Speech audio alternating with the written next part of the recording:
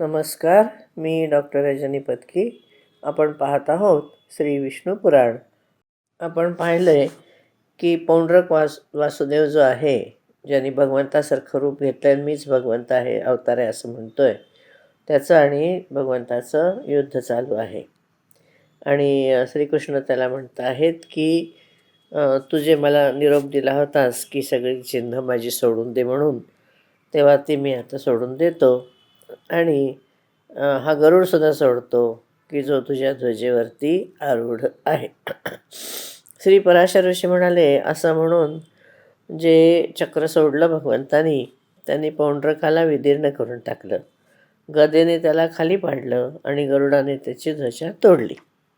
त्यानंतर संपूर्ण सेनेमध्ये हाहाकार वाजला आणि आपल्या मित्राचा बदला चुकवण्यासाठी काशीनरेश तिथे उभा होता.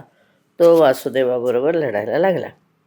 तेव्हा भगवंतानी शार्ंग धनुष्यापासून सोडलेले एक एक बाण असे होते की त्यांनी त्याचं डोकं कापलं आणि संपूर्ण लोकांना विस्मित करत असताना त्याला त्यांनी काशीपुरीमध्ये फेकून दिलं.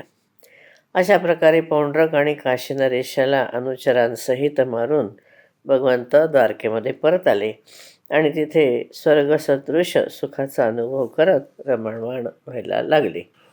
इकडे काशीपुरीमध्ये काशीराजाचं डोकं एकदम येऊन धाडकन पडलेलं बघून नगरनिवासींना अत्यंत विस्मय वाटला आणि ते म्हणाले, अरे हे काय झालं, हे कुणी त्यांचं डोकं कापलं.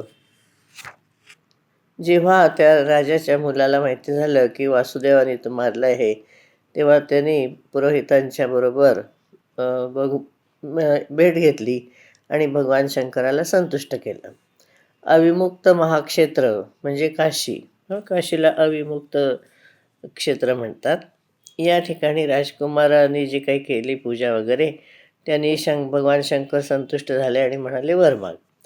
तेव्हा तो म्हणाला की हे भगवान, हे महेश्वर, आपल्या कृपेने माझ्या पित्याचा वध करणाऱ्या कृष्णाचा नाश करण्यासाठी अग्नीपासून एक कृत्या उत्पन्न होऊ दे. श्री पराशर ऋषी म्हणतात, भगवान शंकरांनी म्हटलं की ठीक आहे, असं होईल. आणि त्याने असं म्हणून दक्षिणाग्नीचं चयन केलं आणि त्यातून अग्नीचा एक विनाश करणारी अशी कृत्या उत्पन्न झाली. म्हणजे अग्नीपासून ती कृत्या उत्पन्न झाली. तिचं कराल मुख होतं, ज्वाळा सगळ्या तिच्या मुखातून बाहेर येत होत्या. केस तिच्या अग्निशिखेसारखे दीप्तमान होते. ते ताम्रवर्ण होता तिचा, म्हणजे लाल भडक होती. तेव्हा ती क्रोधपूर्वक कृष्ण कृष्ण करत द्वारकापुरीकडे निघाली.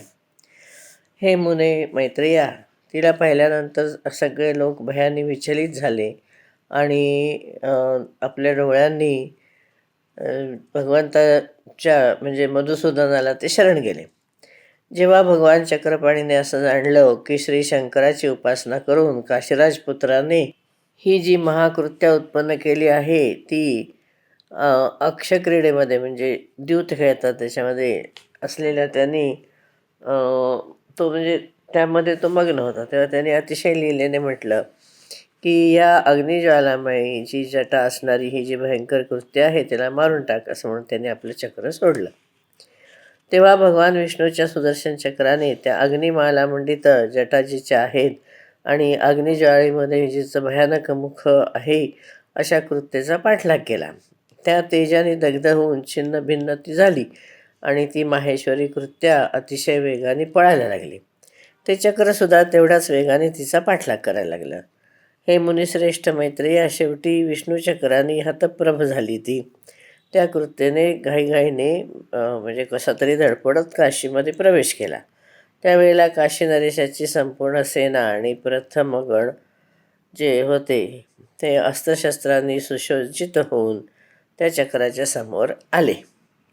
तेव्हा ते चक्र आपल्या तेजाने शस्त्रास्त्र प्रयोगामध्ये कुशल अशा संपूर्ण सेनेला दग्ध करून ते कृत्यासहित संपूर्ण वाराणसीला ते जाळायला लागलं. जो राजा, प्रजा आणि सेवकांनी जी नगरी परिपूर्ण होती, घोडे, हत्ती, मनुष्याने भरलेली होती. नंतर गोठे, कोश वगैरे म्हणजे सभागृह वगैरे असं होतं आणि देवतांच्यासाठी सुद्धा ती दूरदर्शनी अशी होती नगरी. त्या काशीपुरीला भगवान विष्णूच्या त्या चक्राने सगळी घरं, कोट म्हणजे त्याचे बाहेर ते जे कंपाऊंड वॉल असते ती, नंतर ते जे चबुतरे वगैरे होते त्याच्यामध्ये अग्नीची ज्वाळा प्रकट करून त्यांनी जाळून टाकलं. शेवटी जिचं क्रोध आत्तापर्यंत शांत झालेलं नाही, तसं अत्यंत उग्र कर्म करण्यासाठी उत्सुक आहे आणि ज्याची दीप्ती चारी बाजूला पसरली आहे ते चक्र फिरून पुन्हा भगवंताच्या हातामध्ये परत आलं. म्हणजे सगळा विनाश केला त्यांनी आणि ते परत आलं. या ठिकाणी हा 34वा अध्याय संपतो. यामध्ये 44 श्लोक आहेत. 35वा अध्याय बघूया आपण. त्यामध्ये सांबाचा विवाह आहे. श्री मैत्रेय म्हणाले, हे ब्रह्मन, आता मी आणखीन बुद्धिमान अशा त्या बलरामांकडून जी पराक्रमाची जी वार्ता आहे, म्हणजे त्याच्या पराक्रमाची, बलरामाने केलेल्या पराक्रमाची वार्ता ऐकण्याची इच्छा करतो. आपण त्याचं वर्णन करावं. हे भगवान, मी त्या यमुना कर्षणादित पराक्रम तुम्ही मागच्या वेळी मला सांगितलेच आहेत. मग आता हे महाभाग त्यांनी जे जे आणखीन काही विक्रम केले, पराक्रम केले, तर त्याचं वर्णन तुम्ही मला सांगावं. तेव्हा श्री पराशर ऋषी म्हणाले, हे मैत्रेय, अनंत अप्रमेय धरणीधर शेषावतार श्री बलराम जो आहे त्यांनी काय काय केले कार्य ते मी तुला सांगतो, तू ऐक. एकदा काय झालं, जांबवती नंदन वीरवर सांबानी स्वयंवराच्या वेळेला दुर्योधनाच्या मुलीला बळानेच हरण केलं.